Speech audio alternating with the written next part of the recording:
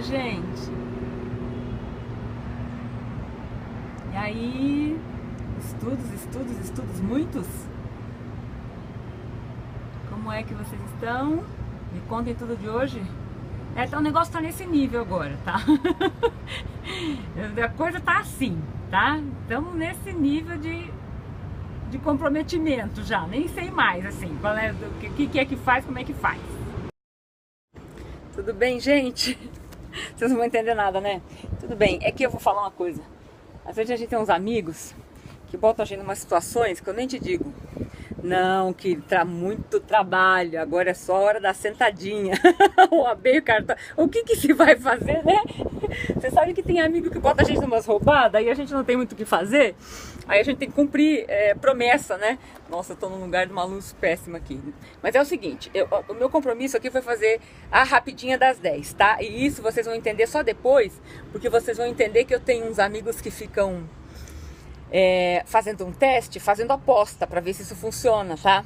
E aí a gente tem que cumprir, né? Então eu me comprometi a provar que você pode utilizar absolutamente todo o conhecimento que você vai acrescentando em qualquer prova. Boa tarde, gente, boa tarde.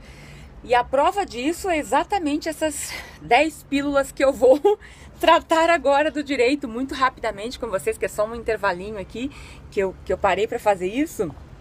E aí eu queria provar isso mesmo, exatamente isso que a gente tá dizendo, né? O direito é o direito, e o direito ele serve para você, quando você aprende, quando você interioriza o direito, ele serve para você fazer qualquer prova, né? E essa foi uma pegadinha de alguns dos meus amigos que acham que o cartório é uma coisa tão absurda, assim, que a gente fala de uns temas que não existem no mundo. Rio Preto! Que a gente fala de uns temas que não existem no mundo, né? Que eles acham que é brincadeira. Não é. Evidentemente, claro, muito mais simples fazer 40 pontos na OAB do que fazer 80 lá na prova de domingo no cartório, mas não interessa, vamos cumprir, tá? Eu prometi, eu cumpro. E se é pra fazer o negócio, vamos fazer direito. Então vamos lá, rápido de rasteiro, tá? Eu vou dar as 10 dicas pro pessoal que vai fazer a prova domingo na OAB e vou dizer como é que essas matérias e que essas questões se relacionam com as provas de cartório, que às vezes não é muito fácil, né? Porque a gente tem que aprofundar assuntos que, imagina, eles não precisam nem se preocupar na vida, tá? E vou falar, depois de cumprir um desafio desses, por causa desses meus queridos amigos fofos, né? Que vão ter que cumprir o desafio deles também, eu vou merecer um monte de coração aí, tá, gente? Então convida, faz favor de mandar um monte de convite, porque eu quero que esses amigos saibam que eu tô cumprindo a minha parte do desafio e que direito é direito e que não importa que prova você preste, que você tem que aprender. Então vamos lá. Vou começar. Pílula número 1, né? Dica número 1. Direito civil. Chama, galera. Engenheiro Marcão, você está aí e você é minha testemunha de que na entrada dessa live tem o nome de Dinho Santa Rita, tá? E tá escrito na entrada dessa live também As do Direito, tá? Então depois, Marcão, você me defende junto à presidência e à diretoria, tá? Pra provar que eu fiz, tá, Marcão? Você é testemunha daí. Então vamos lá. Pílula 1. Direito civil, participação do... Um beijo, Marcão, um beijo. Você seja minha testemunha, tá? E depois você transmita a eles o meu cumprimento de meta, né? Porque o presidente bota umas metas, aí a gente não tem tempo, a gente cumpre, né? Então, gente, olha só. Então, dica número 1, a atuação do advogado nos inventários e divórcio extrajudicial, portanto, a Lei 11.441 de 2007, como é que é a atuação do advogado e o que é que ele deve saber para atuar nos inventários e divórcios extrajudiciais. Bom, primeiro, o advogado tem que estar inscrito na OAB, devidamente inscrito, com a sua inscrição válida, né? Porque isto é uma coisa que o tabelião verifica. E no procedimento de inventário e divórcio extrajudicial, o tabelião, além de verificar essa inscrição do advogado lá na OAB, e precisa ser inscrição definitiva, tá? É uma atuação em que o estagiário inscrito, por exemplo, não pode participar. Você precisa verificar se o advogado chegou. Cadê esses corações? Ó, estão subindo até cupcake para vocês se animarem, tá? Tá bom? Ó, OAB, vê a coisa que chegou. Me defende, Marcão. As armas da filosofia faz isso pra mim, porque eu vou falar, o presidente e o diretor de live, eu vou te falar, viu?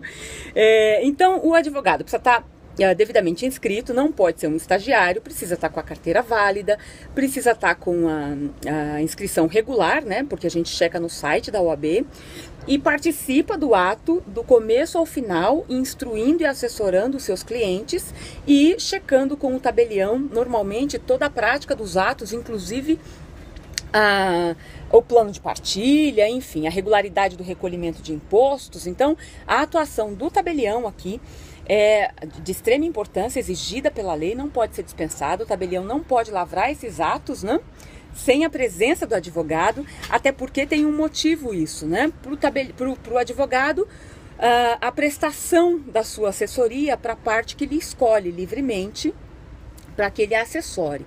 E é importante também a participação do advogado, porque o tabelião, ele aqui tem uma posição neutra, apesar também de uma posição jurídica e de assessoramento, ele tem uma posição absolutamente neutra, necessariamente neutra, e esta atuação de defesa dos interesses dos clientes e se for o mesmo advogado, se forem advogados diferentes, é feita por este profissional do direito, este advogado, que participa, então, dos atos extrajudiciais de divórcio, separação e inventário com as suas respectivas partilhas, e depois dá toda a assessoria posterior, porque não é só uma assessoria durante o ato, né? O advogado acompanha o pré, o durante e o pós-ato, para que esses efeitos dos atos da 11441, feitos por um tabelião, possam ser cumpridos. Então depois tem todos os registros de escrituras, as averbações nos registros civis, né? Muito, muito, muito importante, tá? Segunda dica, vamos à dica do direito civil, contratos, não é? Em contratos, tem que gabaritar na OAB para participar dos atos de... Entenderam, gente? Mas são só 40 pontos. Tá muito bom, tá muito fácil. Com essas 10 dicas, são no mínimo 20 pontos. Então, vamos lá, né? Porque é uma para cada matéria. Vamos lá, vamos gabaritar. Veja só o que a gente não faz, né? Contrato. Então, uma coisa super importante de vocês, candidatos para a OAB, se preocuparem, verificarem, é a diferença entre, não confundam, a diferença entre contrato e negócio. Então, muita confusão se faz com isso, né? Porque normalmente as pessoas têm dúvida sobre os negócios que são... Ixi, a ventania vai rolar. Sobre os negócios que são unilaterais, os contratos que são bilaterais, aquela confusão toda que vocês não vão fazer para a prova. Então, como é que faz para diferenciar isso? Primeiro, tanto os contratos quanto os negócios podem ser unilaterais ou bilaterais, não é? Então vamos dar um exemplo de contrato, por exemplo. Um contrato unilateral, uma doação simples é um contrato unilateral. Um contrato bilateral, uma compra e venda é um contrato bilateral. Por quê? Porque no caso do contrato, o que você verifica é o número de obrigações envolvidas nele, né? Então num contrato, você não vai verificar só uma questão de manifestação de vontade, você verifica a quantidade de obrigações nesse contrato. Então, se você pegar uma doação, por exemplo, a obrigação é para só uma das partes. Então, é um contrato unilateral, se for uma doação simples, claro, né? Se não for uma doação ali com encargo e tal. Mas se for uma doação simples, o que você tem é uma obrigação para uma das partes, o doador, né? Se você pensar nisso, você nunca vai confundir contrato, porque o contrato, como regra, ele tem a obrigação de um dos lados ou a obrigação dos dois lados. Sempre que você verificar, tem obrigação de um lado só, unilateral. Tem obrigação dos dois lados, bilateral. Duas exceções eu queria citar, que também é uma confusão que se costuma fazer, e eu não gostaria que vocês, meninos da OAB, fizessem essa confusão, mas isso também vale para os nossos queridos Jedis do Cartório Domingo, né? Não façam a confusão do contrato com o negócio. No caso do negócio jurídico, a tua avaliação não vai para a quantidade de obrigações. A tua avaliação vai para a quantidade de vontades, de manifestações de vontades envolvidas nesse negócio. Então, por exemplo, um negócio unilateral, testamento, é a vontade só do testador que está ali, né? Então, este é um negócio unilateral. Um negócio bilateral, um contrato, qualquer um. Pense em qualquer contrato. Este é um negócio bilateral porque tem a manifestação de vontade de mais do que uma pessoa, não de uma pessoa só, tá? Então não tem uma única manifestação de vontade, tenho duas. Quando eu estiver falando de vontade, então eu estou no campo do negócio.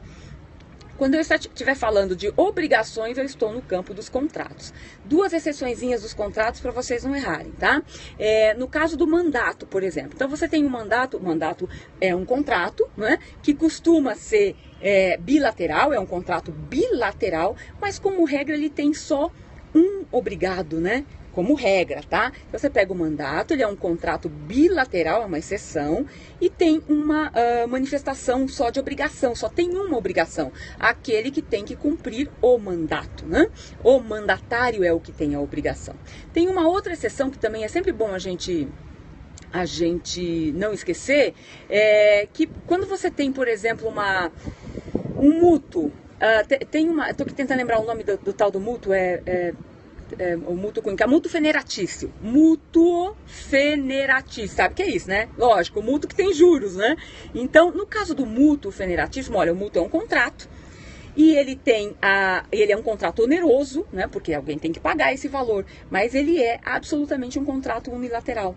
Porque ele é um contrato em que só uma pessoa se obriga a entregar o dinheiro.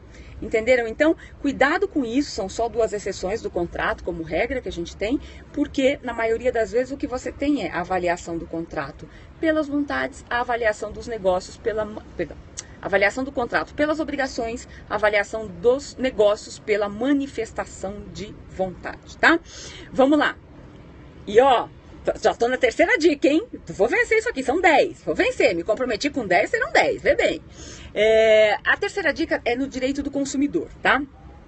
Isso cai, depende, isso até poderia vir no direito civil, mas como regra, acho que tem mais probabilidade de vir na matéria de direito do consumidor, isso tanto na OAB, no caso da prova dos cartórios, muito provavelmente vem em direito civil mesmo, porque faz parte do programa do direito civil. Mas vamos lá, para a OAB. Uma coisa super importante, a administradora de cartões de crédito, ela é uma instituição financeira, ela é considerada como uma instituição financeira pelo STJ, tá? E por que tem que ter essa preocupação? Porque, claro, né? Para ela não se encaixar em todas aquelas limitações de juros, da lei de usura, vocês sabem que muitos bancos compraram administradoras ou criaram administradoras de cartões de crédito justamente por isso, para fugirem daquela estrutura da lei de usura, sabe aquele limite de 12% de juros e tal? Então, considerando que as administradoras de cartões de crédito são consideradas instituições financeiras, o STJ já decidiu 1,5 bilhão de vezes. Ela não tem aquele limite, claro, acho que todo mundo sabe disso, né?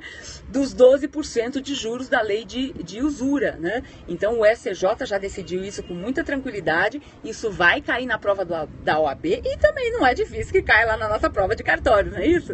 Então, cuidado, porque as administradoras de cartões são sim, têm natureza jurídica de instituição financeira. Uma única coisa que tem que observar é que desde o início da entrada em vigor da Lei 8.078, que é a Lei do Consumidor, as administradoras de cartões devem observar a multa legal. A multa moratória, sim, elas têm um limite, que é o limite dos 2%, tá? Mas os juros, não, né? 400% ao ano, estão sabendo, né? Fácil lembrar. Quando você lembrar de cartão de crédito, você vai saber rápido se essa gente tá ou não adstrita ao limite da lei de usura. Não está, né? Não é isso? Quarta dica, hein? Ó, vamos lá? Direito empresarial, direito societário, né? Vamos falar um pouquinho aqui do empresário e da sociedade empresária. É uma confusão que se faz muito e que você não deve fazer para a prova da OAB e também não deve fazer para a prova dos cartórios, tá? Então, qual é a tua preocupação? O empresário e a sociedade empresária, eles têm natureza jurídica empresária, não é? Como regra, natureza jurídica empresária e serão registrados lá nas juntas comerciais, os registros públicos de empresas mercantis, tá? E a exceção são aqueles empresários que prestam aqueles serviços intelectuais, que estão lá no parágrafo único do 966, e que não são considerados empresários, salvo se o serviço que prestarem fizerem parte, constituírem objeto de empresa, não é? Então, o que significa isso? Um médico não é empresário, mas se ele for dono de uma imensa clínica, e se ele não atender mais pessoalmente, não é? E se ele tiver já uma equipe imensa, ele dono o laboratório faz parte daquela estrutura médica, o hospital já faz parte daquela estrutura médica, bom, aí a natureza passa a ser uma natureza empresarial, não é? E tanto o empresário quanto a sociedade empresária, com a natureza empresarial, são então registrados na junta comercial, né? Assim como as cooperativas, que têm natureza simples, mas a lei determina que elas sejam registradas na junta comercial dos estados, tá? Então, isso é uma confusão que não se pode fazer, não se pode confundir empresário e sociedade empresária, que tem naturezas empresárias, com empresário individual, por exemplo, né? Nem com microempresário individual. Esses não têm natureza empresária, mas são registrados na junta. E eles não têm natureza empresária, eles respondem pessoalmente, eles têm um CNPJ, porque a lei determina que eles tenham, tá? Mas eles respondem pessoalmente com todo o seu patrimônio, por todas as obrigações que envolvam os serviços que prestam e os negócios que fazem, tá? Então, dica número 4, empresarial, não é isso? Dica número 5, tributário. No direito tributário tem um assunto que às vezes confunde muito e que a gente trata isso tanto na área notarial e registral, como para a OAB vai ser ótima essa dica, porque é sempre uma dificuldade a gente lembrar disso. Vamos falar um pouquinho de isenção. Isenção é uma das possibilidades de exclusão do crédito tributário. Então, quais são as opções de exclusão do crédito tributário? A isenção e a anistia, né? Uma delas é a isenção, ela obrigatoriamente ela deve ser prevista em lei. E o Código Tributário diz lei específica, a Constituição também diz lei específica. Tá, presidente? Eu cumpro meta, tá? Tá aí, vamos ver. Isso aí. Agora vai e olha, eu vou te falar. É cumprir meta, porque fazer essa associação não é lá esse bico todo. Vamos lá. Então, no direito tributário, a isenção tem que ser estabelecida por lei específica. Pode ser lei ordinária, uma lei comum, mas não pode ser uma lei geral. Não pode ser uma lei que trate de outras coisas e que me traga lá uma isenção no meio dela, como quem não quer nada, né? Porque isso é uma abdicação de receita. E para você abdicar receita, os entes públicos para abdicarem de receita, precisam de autorização legal específica. Um único detalhe que eu acho importante prestar atenção, no caso do... meu filho, você sabe que eu sou cumpridora de funções. No caso do ICMS, por exemplo, que é um bom exemplo para a gente verificar como é que isso acontece num tipo de tributo que exige uma isenção absolutamente específica. Todos os outros tributos podem ser isentados por meio de lei. O ICMS, por exemplo, ele é uma exceção. Ele não tem a sua isenção por meio de lei. Ele tem a sua isenção estabelecida por meio de convênio. Tá lá na Constituição, tá?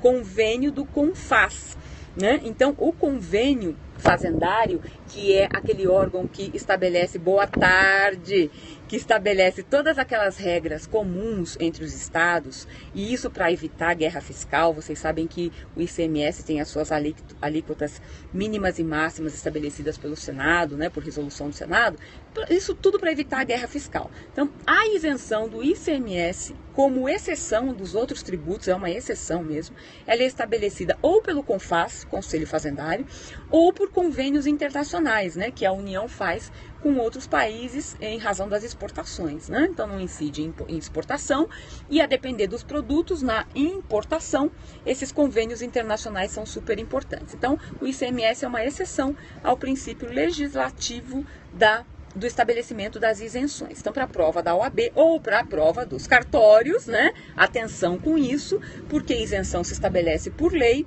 é uma forma de exclusão do crédito tributário, e no caso do ICMS, como exceção, um estabelecimento de isenção feito por convênios nacionais com CONFAS ou internacionais. Vamos à nossa sexta dica, que aqui a gente tá cumprindo meta. Na nossa sexta dica a gente vai falar de constitucional, de direito constitucional, tá? No caso do direito constitucional, eu queria que vocês prestassem atenção num detalhezinho que é muito importante, ligando isso com a prova dos cartórios, tá? Que é a ADIM estadual. Por que que isso é importante para a OAB e por que que isso também afeta os cartórios? Por dois motivos.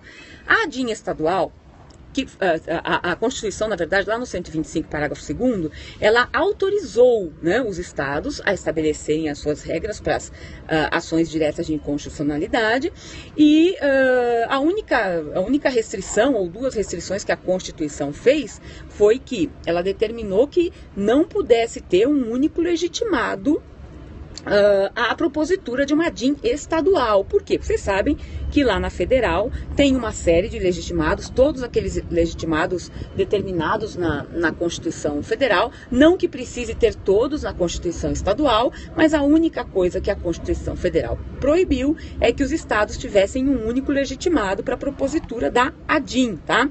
E qual é o objeto da ADIM estadual? Lei ou ato normativo estadual ou municipal. E é importante verificar que, exatamente por conta do paralelismo das formas, você tem a ADIM estadual também em âmbito difuso ou concentrado. Então, os legitimados a proporem uma ADIM estadual podem propor a ADIM direta, né? Então a ADIM concentrada, uma lei específica, um ato específico, exatamente como acontece com a ADIM federal, ou essa declaração de inconstitucionalidade pode ser incidental, no meio de um processo interpartes, se discute ali uma grande discussão sobre inconstitucionalidade. Por que isso afeta os cartórios?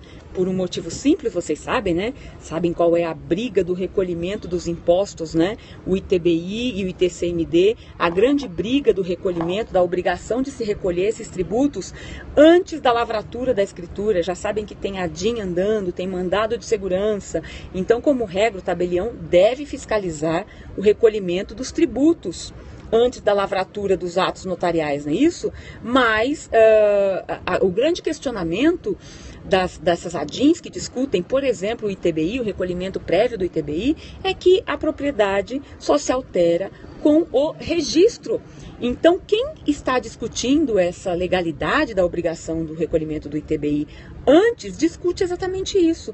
Não há a possibilidade, não há transmissão da propriedade antes do registro. Então, não seria constitucional, né, que se recolhesse os tributos anteriores. E aí são leis municipais, as do ITBI, que são contestadas em razão, nesse caso, tanto da Constituição estadual e, em alguns casos, de acordo com a Constituição federal também. Então, atenção com isso. E as ADIMs estaduais também devem observar a regra de reserva de plenário. Vocês sabem que para declarar inconstitucional uma lei, obrigatoriamente você deve ter a regra de reserva de plenário. Ela deve ser declarada pelo órgão especial ou pelo plenário. Cupcake, tá? Cupcake. Ou pelo plenário do tribunal que a declara, né? Então, não dá para ser por órgão fracionário, a menos que já tenha uma decisão anterior, e nem dá para ser pelo relator sozinho, né? Ai, dica 6, OAB, cartórios, vamos lá, dica 7, direto. Olha eu me metendo numa seara, eu vou te falar, viu, a gente complicada a meta, que é brincadeira. Vamos lá, direito penal, tribunal do júri, vamos lá, vai cair na OAB? Vai cair lá no cartório? Vai, claro que vai, então vamos lá, né? A regra do tribunal do júri, você já conhece, então o tribunal do júri é competente para julgar os crimes dolosos contra a vida, dentre eles o homicídio doloso, e claro, os anexos a eles todos, né? O homicídio doloso, a incitação, instigação, auxílio ao suicídio, o aborto e a última, fala aí, ajuda aí, gente, porque isso é penal, isso é brincadeira. Esse meu cumprimento aqui, né, brincadeira. O infanticídio, pronto, lembrei, o infanticídio. Então, todos os crimes dolosos contra a vida e todos os que aconteçam em conjunto com ele, todos os anexos a ele, tá? Muito bem, qual é uma pegadinha que talvez possa ter que se tomar cuidado. Para você ser julgado por um crime, por uma infração penal, crime, né, na modalidade de crime, você precisa ser maior de idade, e a maioridade penal é a maioridade dos 21 anos, a gente sabe, mas com 18 anos você já é julgado no tribunal do júri. Qual é o problema? O problema é que o foro para o tribunal do júri é fixado pela Constituição Federal, vocês sabem disso, né?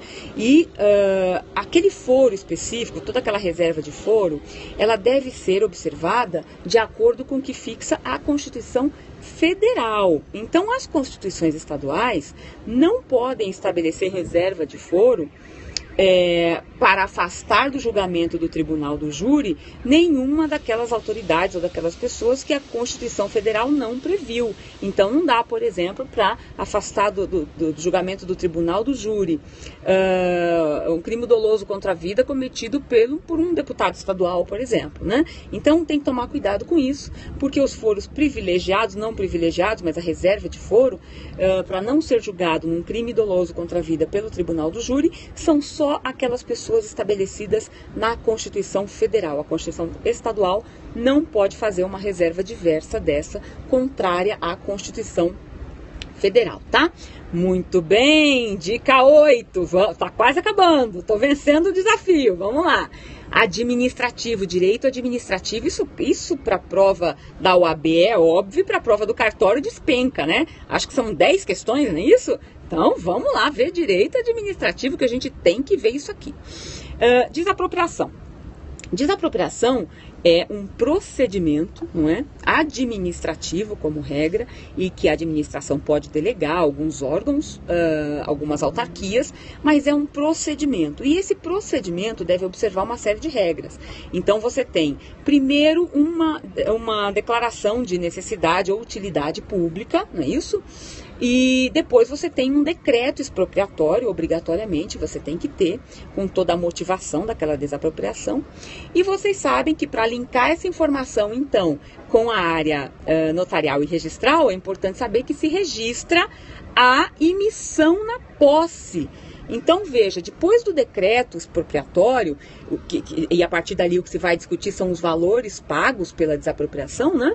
Aquela sentença de emissão na posse, ela vai ao registro imobiliário. Então, atenção com isso, porque se registra a sentença que determinou ou que autorizou a emissão na posse daqueles entes que desapropriaram determinada área, né?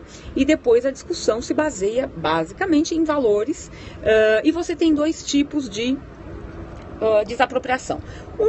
A desapropriação desse modelo que a gente está falando, administrativa pura, né? É uma desapropriação forçada, o particular às vezes não concorda, mas ele não tem muito o que fazer, não é isso? No máximo ele vai discutir valores, né? A administração pública vai realizar o ato e vai realizar o ato absolutamente depois da decisão judicial, vai depositar o valor, né? 80% da avaliação, e vai desapropriar e acabou. E aí a discussão fica em razão dos valores. Mas a gente tem também uma outra modalidade, e aí entram os tabeliães, né? Que é aquela desapropriação que a gente chama de desapropriação negocial, né? Porque a administração pública diz: quero desapropriar, e o proprietário diz: ok, eu concordo, paga o preço, concorda com o preço, e se faz ali uma escritura pública, não é, de desapropriação, e a desapropriação ocorre e ela vai registrada ao registro imobiliário, e é um grande negócio, na verdade, é um grande contrato, não é? Não é um ato puramente administrativo nesse caso, e também é registrado. A desapropriação, quando é administrativa pura, ela é forma originária de aquisição da propriedade, não esqueçam isso, e há uma grande discussão sobre essa desapropriação negócio, desapropriação contrato, né? Se ela também seria uma forma originária de aquisição, e eu sou da opinião de que não. Acho que aqui há uma transmissão de propriedade. O STJ já julgou, já disse que era, e um julgado do STF também já disse que não importa o modelo, não importa o modo, é forma originária de aquisição de propriedade. Mas a gente tem uma dificuldade de entender isso, né? Porque você tem um grande contrato, uma escritura de transmissão, e isso vai ao registro imobiliário, portanto, interessa aos registradores e aos tabeliães na prova de cartórios. Por isso, dica 9, estamos acabando, hein? Títulos de crédito, essa a gente sabe que é direito comercial, vai cair na OAB e afeta profundamente a nossa área notarial e registral, né? Para os títulos de crédito, eu queria tratar aqui de algumas súmulas do STJ, umas mais antigas e outras mais novas. Essa tem grande possibilidade de cair nas duas provas, né? Então, a súmula 475 e a 476 do STJ são súmulas que tratam dos endossos, tá? Então, são súmulas que estabelecem que a responsabilidade do endossatário na cobrança daqueles títulos de crédito. Então, a 475 e a 476 do STJ estabelecem basicamente que o endossatário tem que observar o limite dos poderes que ele recebeu do endossante. Sabe o endosso mandato? Aquele que os bancos recebem para cobrar os créditos do título de crédito, né? Então você vai lá, o banco diz, banco, emita aí o meu boleto, e se você não receber, eu tô apoiando o celular no lugar, então vocês imaginam o apoio que tá aqui, terror. E aí ele diz, banco, vai lá, cobre meu título. Então o STJ diz que o mandatário não tem responsabilidade sobre o dano que sofre o eventual devedor se, primeira súmula, agiu dentro dos limites do mandato. Então não tem problema, não vai responder, cumpriu o mandato sem nenhum problema. Segunda súmula, se observou e se o título não tinha nenhum vício ou caractere formal indevido. Então veja, o mandatário ele não vai responder pelo dano do devedor, porque ele está cumprindo um mandato de exercício de cobrança, e na verdade, se ele continuar com esse mandato, ele vai inclusive executar esse crédito, né, se ele não receber. E a única decisão, e essas súmulas do STJ disseram ele não responde por dano se ele cumpriu o mandato nos limites e se não havia nenhuma incorreção formal nesse título, nenhum vício formal neste título. E as súmulas mais novas do STJ, que eu acho que é também muito provável, aí, especialmente para os cartórios, mas para a OAB também não é nada difícil que venham, tá? Essas são as súmulas 503 e 504, elas falam da ação munitória, tanto para o cheque quanto para a duplicata, né? Você tem 5 anos, a depender do título, se for o cheque, por exemplo, depois do prazo de apresentação. Então, são 30 dias ou 60 dias, mais 6 meses, que é o prazo de prescrição da apresentação do cheque, né? Aí você tem o direito da ação monitória por mais 5 anos. No caso da duplicata, a ação monitória, 5 anos são contados depois do vencimento. Então, venceu hoje, a partir de amanhã, se você não conseguiu receber, e se você não entrou com a ação cambial, você vai, ação de execução direta, a ação monitória pode ser proposta em até 5 anos a partir desse vencimento. Então, observem isso, porque são súmulas novas, né, 503 e 504 do STJ, não tão novo assim, mas mais recentes, e que eu acho muito provável que tanto da OAB quanto dos cartórios isso seja absolutamente aplicado. E a nossa última dica, eu cumpri a minha meta, 10 dicas aplicáveis à OAB e aos cartórios, se eu aguentar, né? Vocês estão vendo que eu não tô mais viva, eu tô praticamente um zumbi, né? Eu botei um laranjinha assim pra ver se dá uma animada, porque, a pessoa tá no bico do corvo chegando, tá? Então, última dica, Super Master Blaster Plus Advanced para a prova da OAB e Master Blaster Jedi Super Hiper High Jedi Dom, né? Para a prova do cartório. Direitos humanos. Uma coisa, quer dizer, talvez na do cartório caia em direito constitucional, mas como a OAB tem direitos humanos, muito provavelmente na OAB venha com direitos humanos e no cartório vem ali na área de direito constitucional, tá? Uma coisa chamada IDC. IDC é um incidente de deslocamento de competência. Vocês sabem do que eu tô falando, né? Estão estudando bastante isso, então estão cansados de saber, né? Sabem que a competência da Justiça Federal está estabelecida lá na Constituição, no 109 da Constituição, né? E lá no 109, parágrafo 5º, está descrito o quê? Numa causa comum, uma causa qualquer, julgada pela Justiça Estadual, enfim, uma causa super comum, nada de diferente, se houver risco de dano a direitos humanos, qualquer que seja, estabelecido em tratado, estabelecido pela Constituição, o que seja, tá? O Procurador-Geral da República, e só ele, legitimado é só ele, pode solicitar, requisitar, na verdade, ao STF o IDC, incidente do deslocamento de competência. O que é isso? Ele retira a competência da Justiça Estadual para julgar essa regra, para transferir essa competência para a Justiça Federal. E a gente já teve situações dessas aqui. Quando houve aquele conflito de terras no Pará, não é?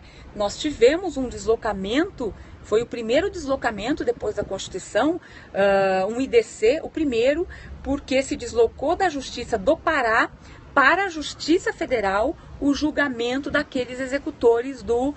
Não vou me lembrar o nome dele, mas vocês vão. Eu, a essa altura, já estou sem memória, sem nada, zero. Mas vocês vão.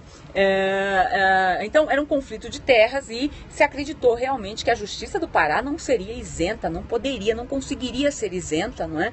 Naquele conflito para julgar. E havia ali um dano tremendo aos direitos humanos, inclusive com verificação de entidades internacionais, né? A respeito disso, para ver se o Brasil estava cumprindo aquelas regras de direitos humanos. Então, o Procurador-Geral da República, ele requeriu ao STF, a STF autorizou e aquela competência da Justiça do Pará foi deslocada para a Justiça Federal. É o incidente que está lá no artigo 109, parágrafo 5º da Constituição. E aí, meus amigos, hein? Tudo bem para vocês? Convenci? Precisava ter mais cupcake, eu acho. Precisava ter mais coração.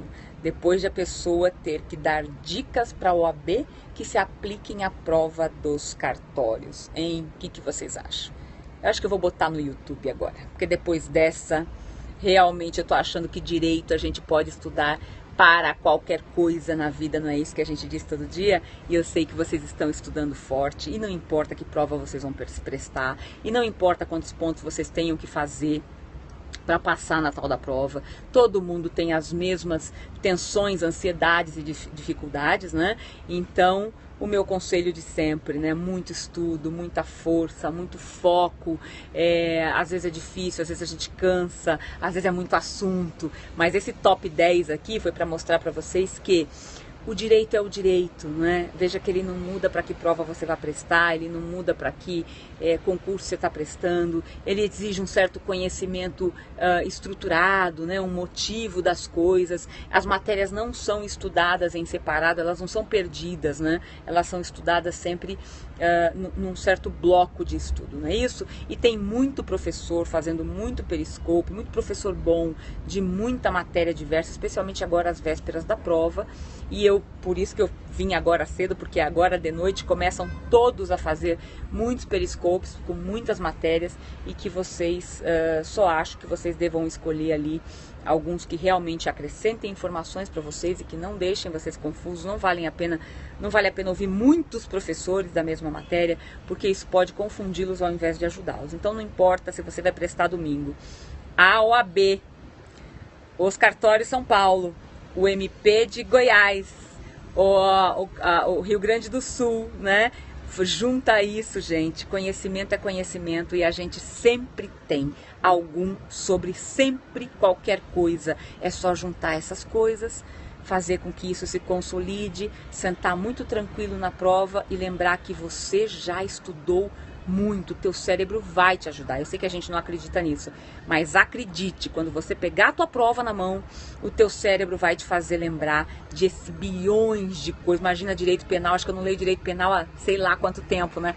Sei lá quanto aí, pelo tribunal do júri, mas é um grande exercício para mim também, para eu fazer isso, porque isso mostra que a gente não esquece coisas. A gente pode até não ter lido a última lei, não tá super mega master blaster atualizada, mas o conhecimento ele é sedimentado, porque a gente estuda muito sempre, todos os dias. Dia de estudar é todo dia, né? Um beijo grande para vocês. Presidente e diretor, vocês vão ver isso na reprise, que eu vou deixar só para vocês verem que eu cumpri a minha meta, tá? Cumpri a minha parte, tá bom? Beijinho, beijinho, gente. Tchau, tchau, tchau.